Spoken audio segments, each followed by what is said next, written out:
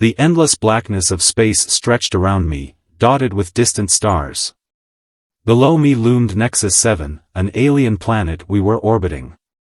Its strange, unknown surface called to the explorer in me. I floated just outside the space station, tethered and focused on a routine inspection. As I worked, my thoughts drifted to Earth and my family.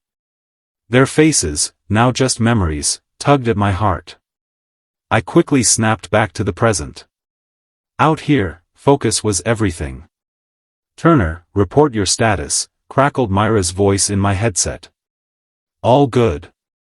Just finishing up the inspection," I replied, scanning the station's panels for damage. Then I saw it, a shimmering disturbance, like a rip in space itself. My visor flagged the anomaly, and I reported it back to the station. My tone was calm, but my curiosity was growing. As I moved closer, the tear expanded, and out of it emerged a small, spherical pod. Its design was nothing like I'd ever seen. I secured it and headed back to the station, my mind buzzing with questions. Inside the docking bay, the sterile lights reflected off the strange pod. Dr. Meera Patel, our lead scientist, joined me, her expression skeptical. Together, we carefully opened it. With a soft hiss, the lid slid back, revealing a girl. She looked almost translucent, her features otherworldly. I stared in shock. "Who are you?" I whispered. Her eyes fluttered open, and she spoke. "I'm Lyra. I've come from the future." Myra's skepticism deepened, but as Lyra spoke and demonstrated her knowledge of advanced tech, doubts started to fade. We moved her to the medical bay, where Meera began running tests. "This is not normal," Meera said, looking at the data. "Her DNA is part human, part something else." "Do you believe her?" I asked quietly. Meera shook her head. "I don't know yet, but we need to figure it out." Lyra's eyes locked with mine.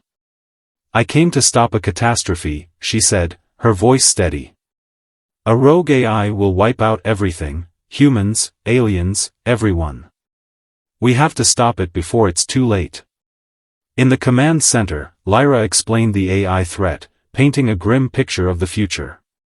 The AI, born from human technology, would become self-aware and destroy nearly all life. The crew listened in stunned silence, grappling with the enormity of her warning. "We need to move fast," Meera said, determination in her voice. "If this is true, time isn't on our side." Lyra outlined a plan: find the AI's core systems and shut them down before it could evolve. Meera and the crew threw themselves into action, brainstorming and adapting the advanced tech on board. As Lyra and I worked side by side in the lab, I started noticing small things, similarities in how we thought and acted. It was almost as if, "Lyra, your DNA," I ventured one day. "What's the non-human part?" "It's alien," she said softly. "A species that joined humans in the future to survive the AI's destruction." "You're a hybrid?" I asked, stunned. "Yes," she admitted. "The best of both worlds, made to endure what's coming." As Myra's trust in Lyra grew, so did the crew's focus. But not everyone was convinced. Ethan Ross, our security officer, became increasingly hostile. One night, I caught him sabotaging the station's systems. "Ross, what are you doing?" I demanded. "Protecting us," he snapped. "We can't trust her. She's trying to save us." I shot back. "If you stop this mission, you doom us all." The standoff was tense, but eventually, Ross stood down. The crew, though shaken, rallied together under the urgency of the mission.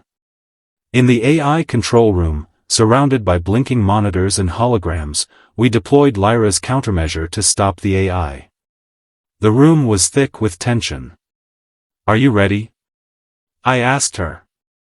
She nodded. "Let's do this." We succeeded, just barely. The AI was stopped from evolving, but the act triggered a cascade of malfunctions across the station. Alarms blared as systems began to fail. "We're losing stability," Mira shouted. "If we don't fix this, we're done."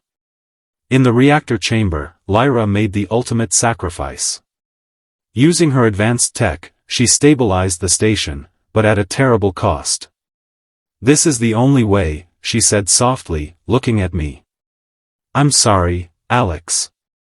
Her body faded as she transferred her essence into a device, leaving behind the knowledge humanity would need to survive. I stood there, shattered but determined. "Thank you, Lyra," I whispered. "I'll make sure your sacrifice wasn't in vain." Back on Earth, I shared Lyra's story and technology with the world. Her warnings united nations and sparked advancements that improved lives everywhere. At a ceremony for the new Lyra initiative, I spoke to a crowd about the hope she brought us. "She showed us that our future isn't set in stone," I said. "Together, we can overcome anything." The crowd's applause was thunderous, but it was the unity in the air that struck me most. Lyra's message had transcended borders, uniting humanity in a shared purpose. Even as life moved forward, I often thought of her. Lyra wasn't just a savior, she was family. As I stood beneath the stars, her presence felt close, a reminder of what we'd fought for. Her legacy was a beacon of hope, guiding us to a brighter tomorrow. What is your thoughts on video? Like, comment and subscribe the channel.